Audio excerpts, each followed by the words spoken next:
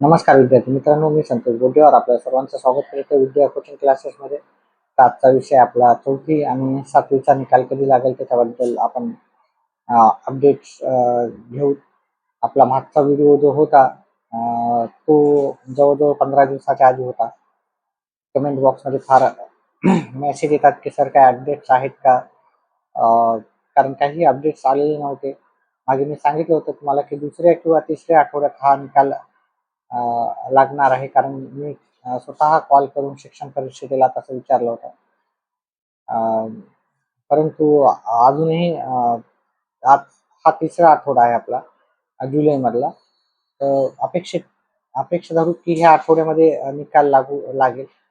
परंतु आपल्याला माहित आहे की हा निकाल जूनमध्ये लागणं, म्हणजे जूनमध्ये हा निकाल लागणार होता, परंतु काही कारणास्तव हा निकाल पुढे ढकलला गेला, 2 वेळेस पुढे ढकलला गेला. त्यामुळे नक्की अशी तारीख आपल्याला काही सांगता येणार नाही की एक्झॅक्टली डेट अशी कोणतीही वेबसाईटवर त्यांनी मेन्शन केलेली नाही. परंतु एक अंदाजित असं आपण सांगू शकतो की ह्या आठवड्यामध्ये लागू शकतो, कारण मी स्वतः कॉल केलेला होता.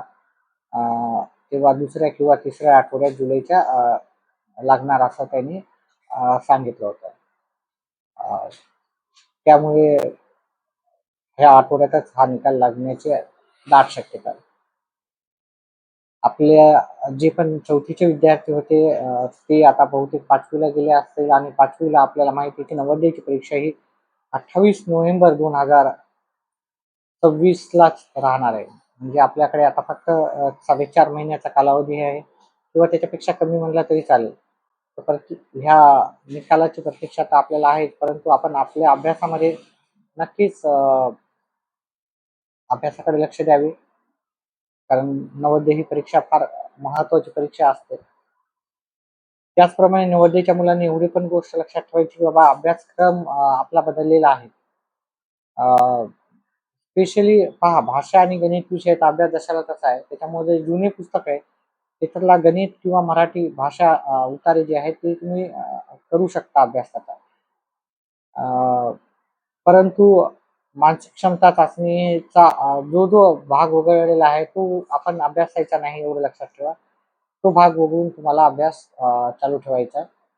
तर ही गोष्ट लक्षात ठेवायची, मानसिक क्षमता चाचणीमध्ये जे जे चॅप्टर्स नाही आहेत ते आपल्याला अभ्यासायचे नाहीत. नाहीत आपला अभ्यास काय होईल, निरर्थक जाईल तो अभ्यास, कारण त्या घटकांवर ज्या घटकांवर आहेत आता सिलेबसमध्ये त्याच घटकांचा आपल्याला अभ्यास करायचा आहे. आपल्या चॅनेल थ्रू पण आपण सर्व विषयाचा अभ्यास घेत असतो. त्याच्यामध्ये एक मानसिक क्षमता चाचणी सहित आपल्याला परिसर अभ्यास आलेला आहे, त्याचा पण अभ्यास आपण घेत असतो. तर आता नवीन अभ्यासक्रमाची पुस्तक आली नाहीत, तरी आपले जुने व्हिडिओज आहेत ते तुम्ही पाहू शकता. जसंच नवीन अभ्यासक्रमावर पुस्तक येईल तेव्हा तसंच मी संपूर्ण सिलेबस तुम्हाला तुमच्यापर्यंत पोहोचवण्याचं काम करणार आहे. त्याच्यासाठी आपल्या चॅनेल थ्रू कोणत्याही प्रकारची फीस आपण चार्ज करत नाही. त्यामुळे जे पण नवीन असतील चॅनलला त्यांनी आपल्या चॅनलला सबस्क्राईब करा.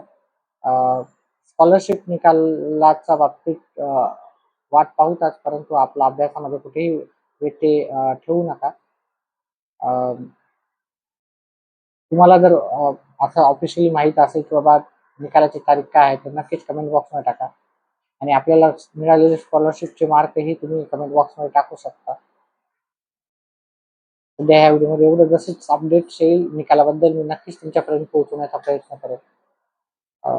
ह्या व्हिडिओमध्ये एवढंच. व्हिडिओ पाहिल्याबद्दल धन्यवाद.